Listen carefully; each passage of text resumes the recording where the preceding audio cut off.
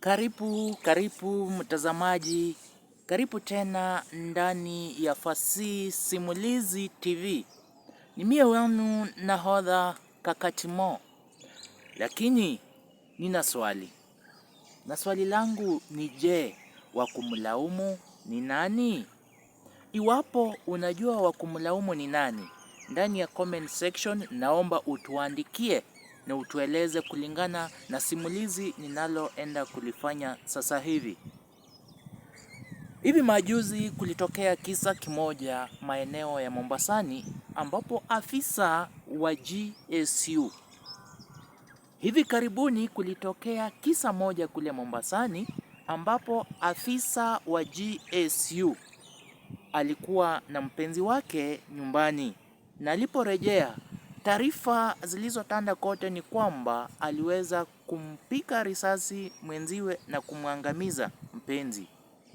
Na ilitokana na tuhuma kwamba huyu mpenzi wake alikuwa ana udanganyifu katika mahusiano yao. Ina maana kwamba alikuwa na wapenzi wengine nje ya mahusiano yake na huyu afisa wa GSU. Na kwa ukweli ni kwamba udanganyifu katika mahusiano ni jambo ambalo halistahili hata kidogo katika maadili ya kukuza jamii. Na katika muktadha huu tunaona kwamba huyu afisa wa GSU aliweza kumwangamiza mwenzake kwa tuhuma kwamba alikuwa na udanganyifu katika mahusiano yao.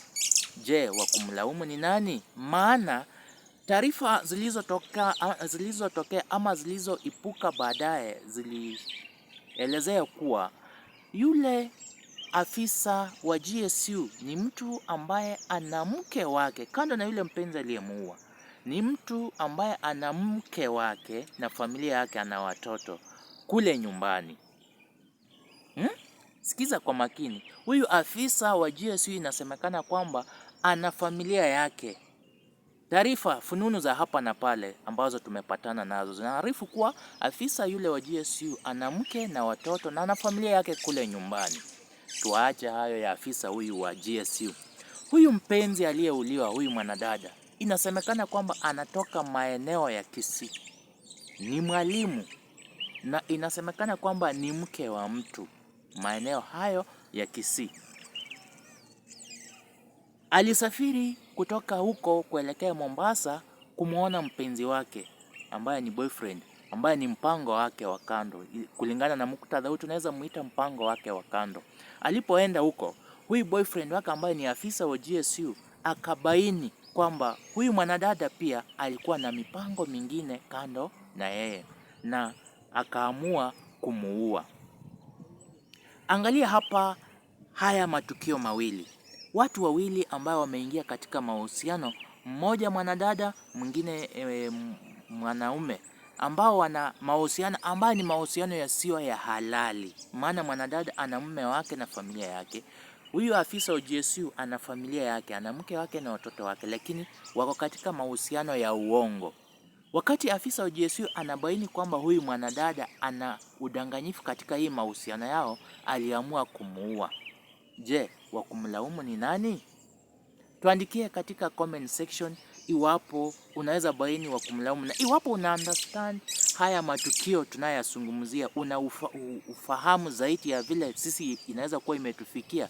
Tuandikie pia katika comment section maoni yako na kila ambacho unakifahamu. Alafu kuna sasa muktadha wa pili ambao ningependa sasa tuizungumzie pia katika swala la tumlaumu nani. Kuna ndoa mbili hapa ambazo ningependa tuzizungumzie. Ndoa ya kwanza ni hii. Mwanaume aliyejitolea kwa ari na ambar. Mwanaume anayejitolea kwa uti na uvumba kuitunza familia yake. Ina maana kwamba ana mke na watoto, na anajitolea katika kila jitihada kuhakikisha kwamba familia yake inapata, haikosi, iwe ni chakula, iwe ni mavazi, iwe ni nini, mahitaji yote, iwe ni karo ama ni kulipa kodi ya nyumba. Mwanaume huyu ina maana kwamba anashughulika kila kitu. Ni mwanaume ambaye atasimama kwa lolote lile kuhakikisha kwamba familia yake iko sawa. Lakini Mke aliye naye ni mke ambaye anakejeli. Nikisema kejeli ina maana kwamba anakejeli hiyo mahusiano. Kwa sababu gani? Kwanza ikumbuke kwamba huyu mwanaume aliweza kumchukua na akamuoa. Kabla hata hajamuoa alienda akaona wazazi wake, akawafahamu na akaweza kutoa mahari inavyohitajika na akamuoa rasmi kama mke wake, ndiposa akajitolea kumtunza kama mke wake, hakosi lolote. Na nyumba yake, familia yake haikosi chochote. Ni bidii za huyu mwanaume ambaye anatia bidii sana kwa chochote anachokifanya kuhakikisha kwamba familia yake inapata. Lakini mke wake in return ni yule ambaye hadhamini mume wake, haoni dhamana hiyo ya mume wake. Na mara mingi ni mwanadada ambaye hata hataki kujitokeza na mume wake, angalau wakatembee mitaani tu, watu wakajua kwamba fulani na mke wake wanatembea, ndio wale tunawaona. Ni mwanamke wa aina hiyo. Ni mwanamke ambaye hamuungi mkono bwanake kwa lolote, na ni yule mwanamke ambaye atamkejeli mume wake kwa mazungumzo, kwa aina yote ile, ako against anachoongea mume wake. Na hata ni yule mwanamke anaweza akamuuliza mume wake, utafanya nini? Unaona mahusiano ya aina hayo. Nani wa kumlaumu?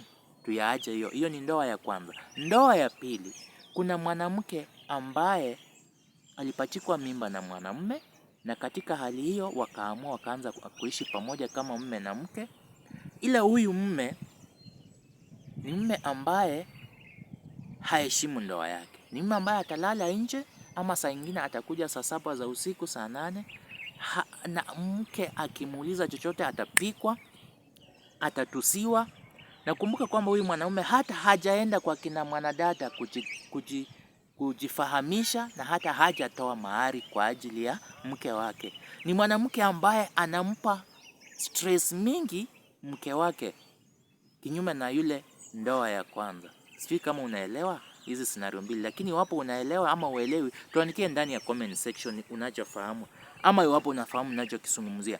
Kwa hivyo hii ndoa ya pili unapata kwamba mwanadada siku zote anaishi kulia, mbona akaangukia ndoa ya aina hii? Na yeye ako very genuine. Ni mwanamke ambaye ni mwaminifu, ni mwanamke ambaye angependa ndoa yake kukua. Lakini yule mwanamke wa ndoa ya kwanza hata hadhamini hiyo ndoa, lakini mume anajitolea. Nakumbuka mume wa ndoa ya kwanza hata hanywi pombe, hatumii mihadarati kwa njia yoyote ile. Lakini mwanaume wa ndoa ya pili anakunywa pombe, mihadarati ni zake, mambo yote ya washarati ni yake, na akiulizwa na mke wake ni kichapo, yani hadhamini hiyo ndoa. Je, wa kumlaumu ni nani? Na iwapo wewe ni mwanadada pale nje, ama wewe ni mwanaume pale nje, ungependa kujihusisha na ndoa ipi? Ni ile ndoa ya kwanza ama ndoa ya pili? Na sababu zako ni zipi? Ndani ya comment section, let us keep the fire going. Waja tuzungumze, waja tujadiliane katika comment section, maana ndani ya Fasihi Simulizi TV tunaelimishana na tunapeana burudani pia vile vile. Shikanisha haya mazungumzo matatu, hizi muktadha tatu, shikanisha. Kumbuka yule mwanadada aliyesafiri kutoka Kisii kaelekea kule Mombasa kumuona mpenzi wake ambaye ni afisa wa GSU, na akauliwa kwa sababu alionekana kwamba ana udanganyifu katika hayo mahusiano. Alafu kuna hizi aina mbili za ndoa. Ndoa ya kwanza ambayo nimeizungumzia, ambayo mwanaume anajitolea katika kila hali kuitunza ndoa yake na familia yake, lakini mke wake hadhamini. Na ndoa ya pili ambayo mume yupo tu, huyu mume hata haprovide, mwanamke anajitolea, ana provide, na hata anatia bidii kuhakikisha kwamba at least ako kwenye ndoa ambayo mume hadhamini, na anapigwa kila mara. Wa kumlaumu ni nani? Swali la Kakatimo siku ya leo. Wa kumlaumu ni nani? Kumbuka kusubscribe katika Fasihi Simulizi TV ili kufuatilia matokeo zaidi ambayo tunazidi kukuwekea katika mazungumzo waziwazi. Tujadiliane na angalau tukuza jamii iliyo na umoja, jamii iliyo na ubora, ambayo ina maadili ya kuheshimika. Kauli mbiu ndani ya Fasihi Simulizi ni kwamba si kila tajiri katia bidii sana, wala si kila maskini ni mvivu. Kamwambia mwanao hivyo, tukuza jamii. Shukran sana, tupatane katika matukio yajayo.